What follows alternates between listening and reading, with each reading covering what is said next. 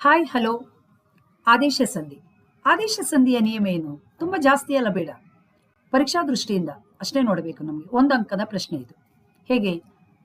ತ ತ ಪ ವ್ಯಂಜನಗಳಿಗೆ ಗ ದ ಬ ವ್ಯಂಜನಗಳು ಆದೇಶವಾಗಿ ಬರುತ್ತದೆ. ಸಮ್ ಟೈಮ್ ನೋಡಿ, ಅಷ್ಟೇ ಇಲ್ಲಿ ನೋಡಿ, ಇಷ್ಟೇ, ವೆರಿ ಸಿಂಪಲ್. ಓಕೆ, ಗಕ್ಕೆ ಕ ಬರ್ಬೋದು, ದಕ್ಕೆ ತ ಬರುತ್ತದೆ, ಬಕ್ಕೆ ಪ ಬರುತ್ತದೆ. ಸಮ್ ಟೈಮ್ ಇವು ಪ ಬ ಮ ಎಂಬ ಅಕ್ಷರಗಳಿಗೆ ವ ಎಂಬ ವ್ಯಂಜನಾಕ್ಷರ ಬರುತ್ತದೆ.